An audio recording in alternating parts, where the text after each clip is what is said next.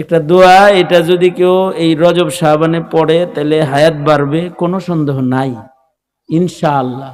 কারণ নবী আলাইহিস সালাম কোনো অচল জিনিস উম্মতরে শিখায় নাই। আল্লাহর রাসূল শিখাইছে রজব আসলেই দোয়া করবা হায়াত বাড়ার। আমার সাথে পড়েন আল্লাহুম্মা, জোরে আল্লাহুম্মা। এই সবাই তো চাদর দিয়ে হাত ঢাকিয়ে রয়েছে, হাতটা তো আছে তো আপনার ঘর? কার কার হাত আছে দেখি তো, দোনো হাত আছে? আঙুল খোলেন দেখি, নারেন চারেন দেখি, কি সুন্দর দেখা যায়, দেখছেন? হাত না, আচ্ছা হাত তো আছে দেখাইলেন, মুখ আছে আছে তো, তাহলে মুখ আছে সেটা দেখান একটু, বলেন আমার সাথে আল্লাহুম্মা। এই এখন জোরে কইলেন কে?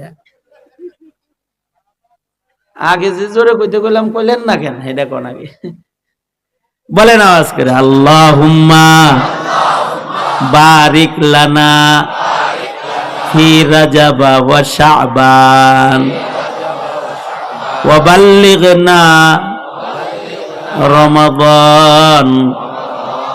আল্লাহুম্মা বারিক লানা ফি রাজাব ওয়া শাবান ওয়া বাল্লিগনা রমাদান।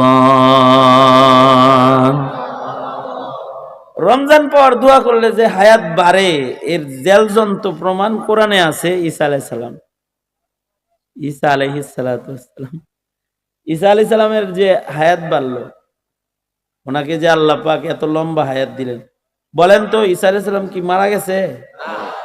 যেমন মার পেট থেকে আসার পরে দুনিয়ায় বড় হইছে, নবুয়ত পাইছে, এখন তেমনই আছে। ওনার বয়স কিছু আছে জমিনি, কিছু আছে আসমানি। ওই আসমানি গুলাও জমিনের গুলা সব এক সময় এক হইব। এক হইলে পরে পৃথিবীর সবচেয়ে বড় হায়াতের মানুষ হইলেন রূহুল্লাহ ঈসা আলাইহিস সালাতু ওয়াস সালাম। আল্লাহ তাআলা আসমানে ওনাকে পাল্টাচ্ছেন, আল্লাহর জন্য অসম্ভব। দুনিয়াতে আসবেন, আসার পরে 40 বছর দুনিয়াতে থাকবেন, বিয়ে করবেন, বউ বাচ্চা হইব, তারপরে ইন্তেকাল করবেন, নবীজির রওজার পাশে কবরের জায়গা আছে, সেখানে দাফন হবেন। আশ্চর্য বিষয় হলো, বিয়ে করবেন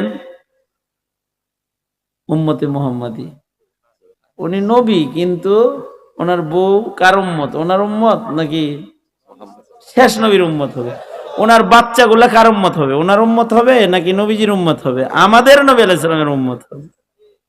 এটা আমাদের নবীজির বিশেষ মর্যাদা।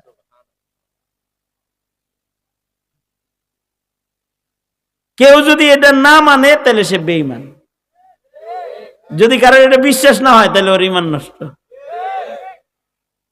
মনে মনে ভাবতে পারে আল্লাহ যদি পালে তাই দুনিয়াই পালতো, দেখতাম একটু, আসমানে পালতেছে দেখি না, কিছু না। তোমরা যে পরিমাণ কবর পূজা, মাজার পূজা, বাবা পূজা, নেতা পূজা করো, ঈসা নবীর দুনিয়ায় পারলে সব মুশরিক হয়ে যেত।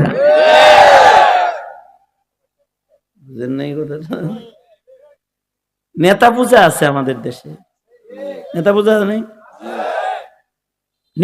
নেতা পূজা এটা মূর্তি পূজার চেয়ে খারাপ।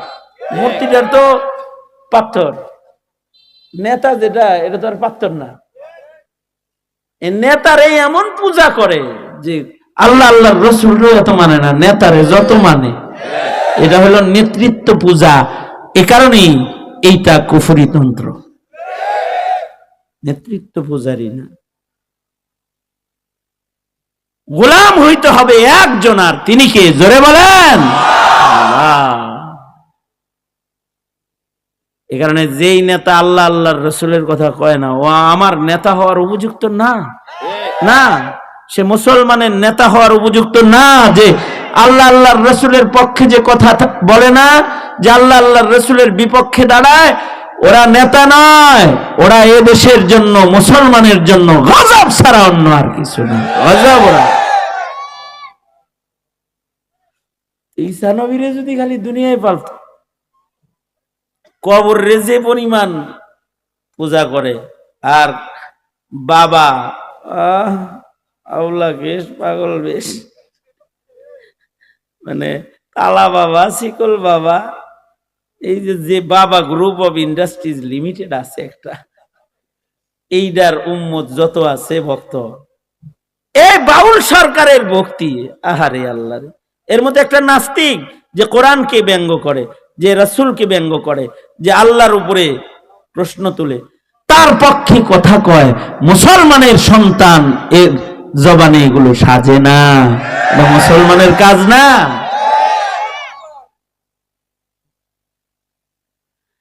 আমরা তো এরকম অথর্ব যে আমরা যদি ঈসা নবীর জমিনে পালতো তো গেছিল সব। আল্লাহ পাকে যেন আসমানে পালে। আমাদের এক মুরব্বী বলছে, তো গোর দোষে ঈসা নবী আসমানে। তোরা যদি ভালো হইতি, দুনিয়ার মানুষ তোরা যদি ভালো হইতি, তাহলে ঈসা নবী জমিনেই থাকতো, লম্বা হায়াত লয়ে।